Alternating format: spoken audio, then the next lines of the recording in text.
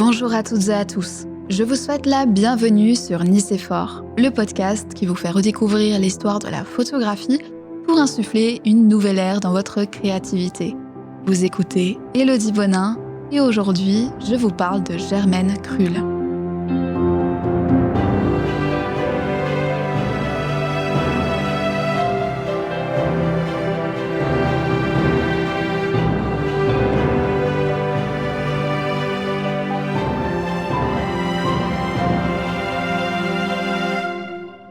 Avant de commencer, je vous invite à vous rendre en description de cet épisode.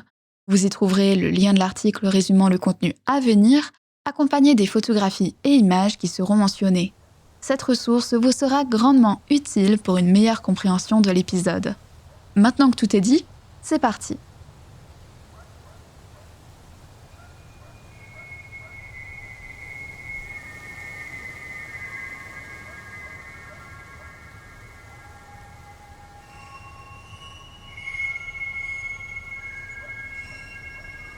Le vent souffle sur les rues pavées de Posen, en Prusse orientale, aujourd'hui l'actuelle Pologne.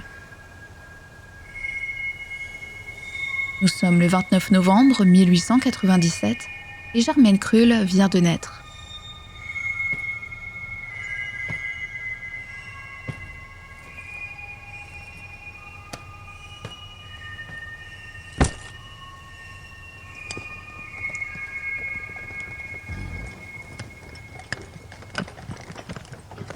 Son père, ingénieur-inventeur, enchaîne les projets qui ne trouvent jamais le succès escompté.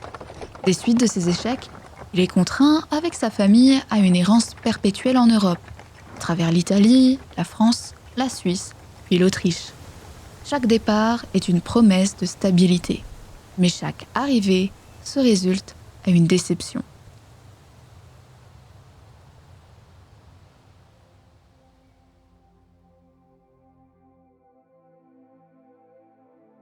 Finalement, c'est la ville animée de Munich qui devient un point de ralliement pour la famille. Mais quand l'accalmie semble enfin pointer le bout de son nez, un autre événement vient frapper la vie de Germaine. En 1912, ses parents se séparent. L'éducation de la jeune fille est laissée aux mains de son père athée, qui porte une aversion radicale envers le système éducatif traditionnel. Pour l'homme, l'instruction doit se faire en dehors des murs d'une école. C'est ainsi qu'il inculque personnellement à sa fille l'amour de la liberté et de la révolte. Germaine grandit avec ses valeurs et la promesse d'une indépendance intellectuelle tout en la privant de diplôme. Une circonstance qui n'est pas sans conséquence, puisqu'elle devra essuyer les refus cinglants des universités autrichiennes face à ses nombreuses candidatures, ce qui mènera Germaine à dire de son père: « Papa m'avait laissé un bel héritage de liberté, mais pas de savoir. »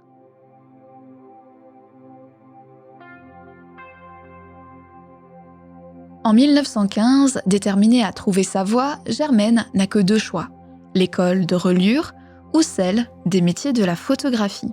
Elle choisit la seconde, non pas par passion, mais par défaut. C'est là qu'elle découvre l'expérimentation photographique, la chimigraphie, la phototypie et la gravure, ce qui lui permettra très rapidement d'ouvrir son propre studio à Munich. Parallèlement à son début de carrière, elle se lie au cercle socialiste et bolchevique mené par Kurt Eisner, un écrivain, philosophe et homme politique allemand qui joue un rôle majeur dans le renversement de la monarchie en Bavière des suites de la Révolution de novembre 1918. Lorsque la révolution spartakiste éclate en 1919 en Allemagne, Germaine s'engage sans hésiter. Le groupe marxiste qu'elle intègre, dirigé par Rosa Luxemburg et Karl Liebknecht, vise alors à renverser le gouvernement social-démocrate pour instaurer un régime socialiste révolutionnaire. L'histoire nous apprendra que cette révolte se terminera par la mort de ses leaders et donc par un échec. Évidemment, l'engagement de Germaine dans ce mouvement révolutionnaire n'est pas sans conséquences. En 1920, elle est accusée de haute trahison et est emprisonnée à Moscou pendant 9 mois, suite à quoi elle est finalement expulsée de Munich.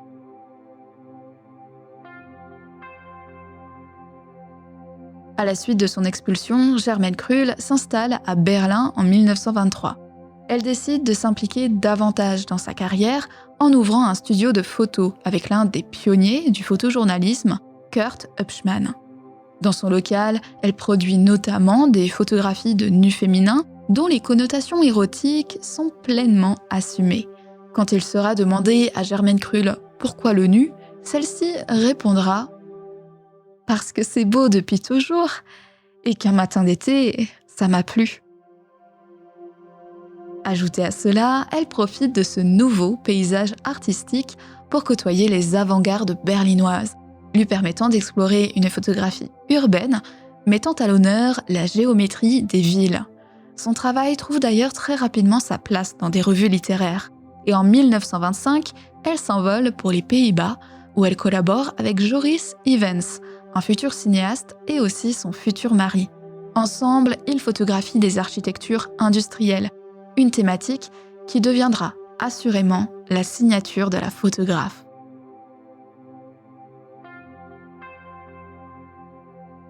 C'est en 1926 que Germaine Krull pose ses valises à Paris, où elle s'apprête à s'imposer comme une figure incontournable de l'avant-garde photographique de l'entre-deux-guerres. La capitale française est alors en pleine effervescence artistique et est le théâtre de la croisée de courants, tous plus audacieux les uns que les autres, qui l'amènent notamment à faire la rencontre de figures majeures de la photographie moderne. Il est ici question de Man Ray, Bérénice Abbott et André Kertész, mais aussi de l'artiste peintre française d'origine ukrainienne Sonia Delaunay, avec qui elle collabore dans le milieu de la mode. Dans cet environnement foisonnant d'idées créatives, Germaine réalise l'une de ses premières images iconiques, son autoportrait à Ali Carrette en 1925. Elle y présente sa perception singulière et novatrice de voir le monde, car dans cette seule image, elle y assume son identité photographique qui renverse les conventions. Ce n'est plus à l'œil de s'adapter à l'appareil photo, mais au boîtier de s'aligner avec la vision du photographe. Une revendication forte qui la rapproche fortement du courant de la nouvelle vision, prônant des cadrages surprenants, des angles inattendus et une manière singulière, si ce n'est pas pour dire brutale, de capturer la modernité des sociétés en mutation industrielle. Germaine cherche à dépasser le réel pour révéler une poésie à portée de main, dynamique et visuelle en raccord avec son époque.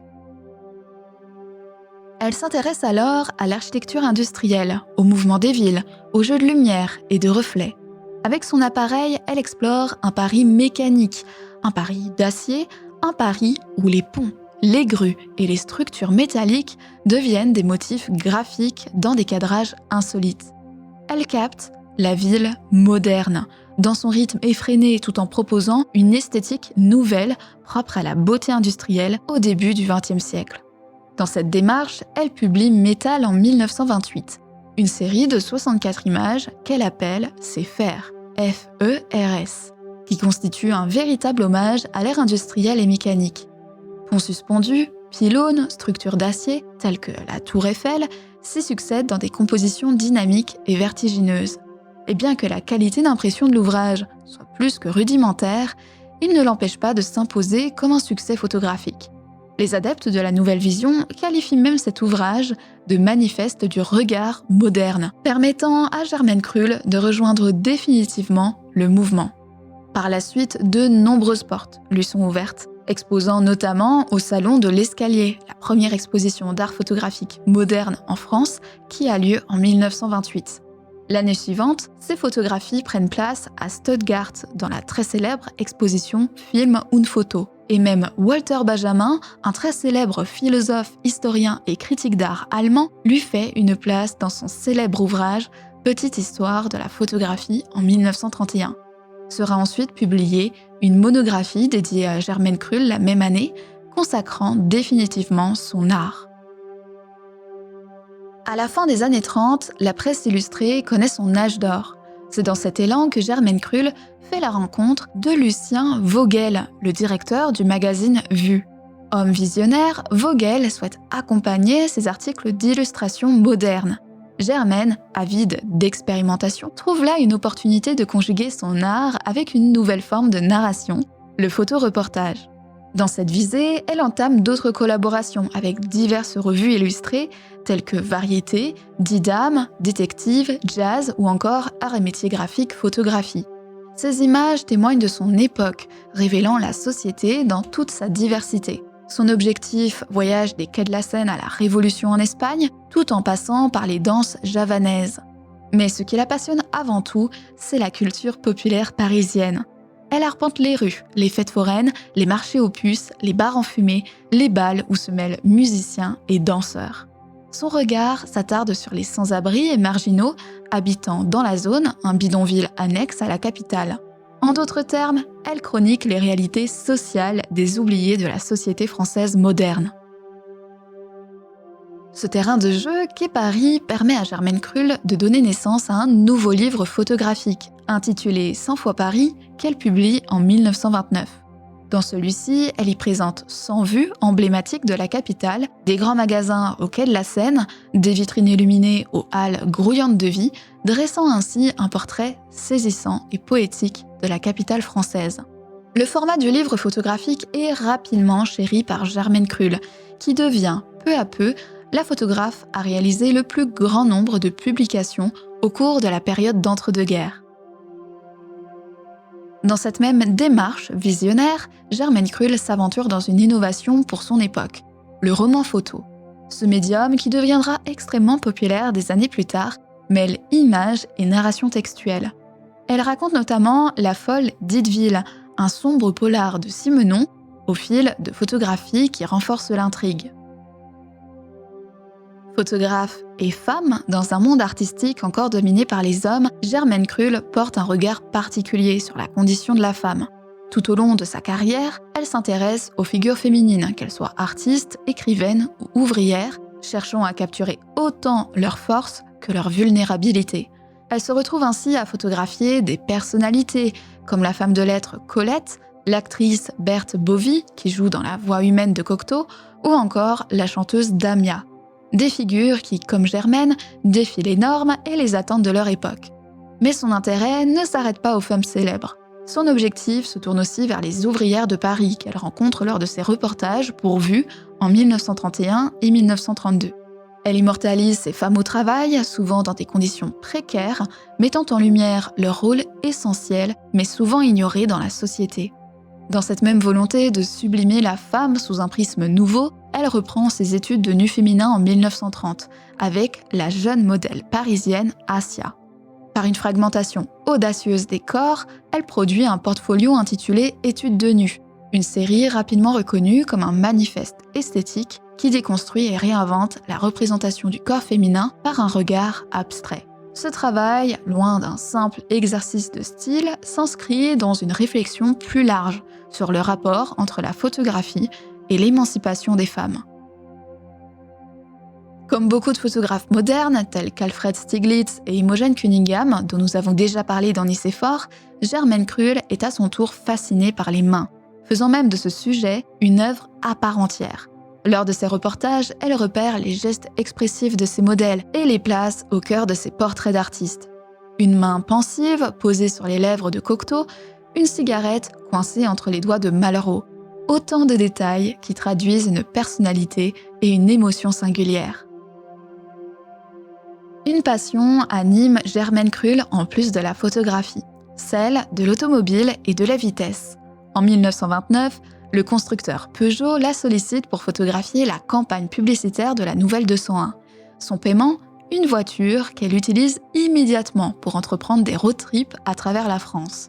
De ces voyages naissent plusieurs publications, le Valois de Gérard de Nerval en 1930, la route Paris-Biarritz en 1931, la route de Paris à la Méditerranée en 1931 également, et Marseille en 1935. Elle y conjugue à la fois son amour du mouvement et son amour de la photographie. À partir de l'été 1935, Germaine Krull s'installe à Monte-Carlo pour travailler avec la principauté de Monaco sur des projets de promotion touristique. Elle y ouvre là encore un studio, mais elle peine à rebâtir un réseau de clientèle et à trouver d'autres opportunités. Elle collabore 2 ans pour l'hebdomadaire du Casino, mais cela ne suffit pas à arrondir les fins de mois. Ses amis munichois se réunissent donc pour l'aider financièrement. Malgré tout, elle ne cesse de créer. En 1937, elle réalise un photomontage monumental de 6 mètres de long pour le pavillon de Monte-Carlo, présenté lors de l'Exposition universelle de Paris. Ce sera son dernier grand projet d'avant-guerre.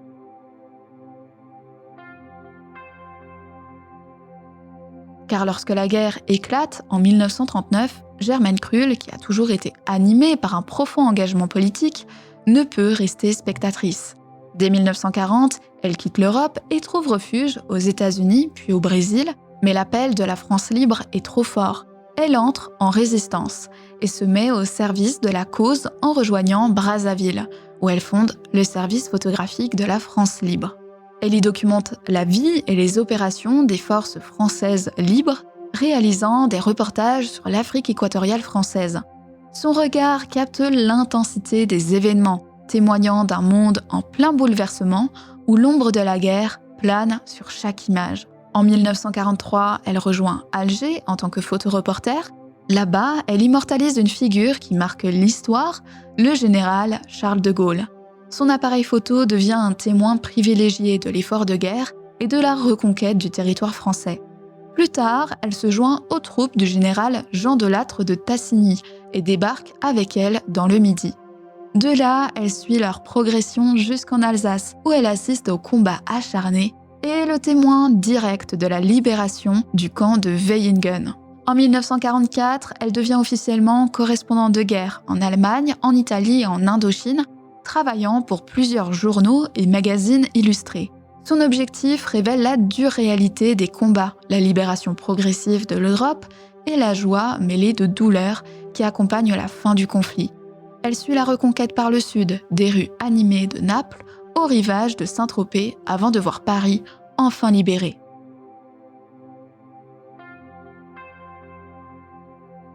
Après la guerre, Germaine Krull ne revient pas immédiatement en Europe. En 1946, elle décide de s'installer à Bangkok, en Thaïlande, où elle devient copropriétaire de l'hôtel de luxe L'Oriental. Ce lieu devient un carrefour cosmopolite, attirant les intellectuels, les artistes et les voyageurs en quête d'exotisme. Mais fidèle à elle-même, elle ne se limite pas au simple confort du monde hôtelier. Elle explore également la culture thaïlandaise et birmane, documente les sites religieux et s'imprègne de la réalité locale. Sa fascination pour le bouddhisme prend une place grandissante dans sa vie. Elle capture en images temples, statues de Bouddha et scènes de vie quotidienne empreintes de sérénité.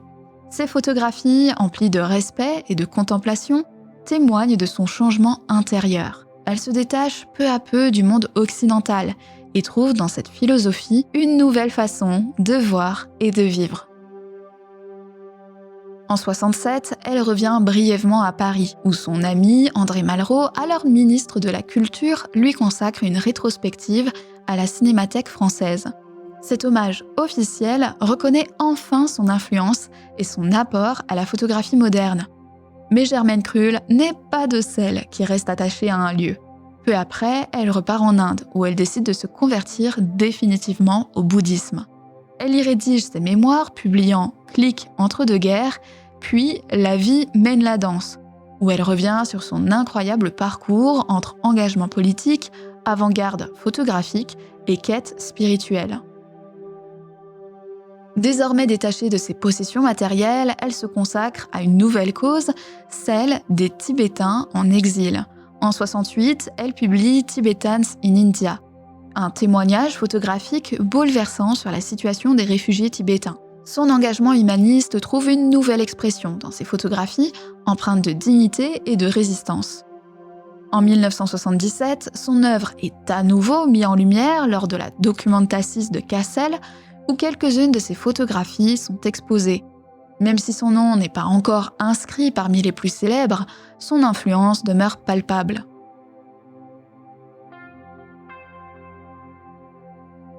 Malheureusement, l'engouement que Germaine Krull porte à la photographie cesse subitement, en 1982, quand la photographe est victime d'une attaque d'apoplexie. Cette dernière l'a contraint à quitter l'Asie et à passer ses dernières années en Europe. Son corps, fatigué par une vie de voyage et de révolte, lui impose un repos forcé. C'est à la suite de celui-ci que Germaine Krull s'éteint à Wetzlar, en Allemagne, le 31 juillet 1985. De son vivant, elle n'a jamais connu la consécration pleine et entière à laquelle ses contemporains comme Man Ray et Moholy-Nagy ont eu droit. Peut-être est-ce dû à la dispersion de ses négatifs, longtemps considérés comme perdus. Ou peut-être est-ce parce que son œuvre, trop éclatée entre différents domaines, n'a jamais pu être réellement enfermée dans une case précise. Certainement est-ce aussi parce que, comme beaucoup de femmes photographes des années 20, elle est reléguée au second plan au profit des hommes. Mais ce qui est certain, c'est que son regard, lui, a marqué l'histoire de la photographie. Son audace, sa modernité, son engagement et son insatiable curiosité continuent encore d'influencer des générations de photographes, la révélant à nouveau peu à peu au monde.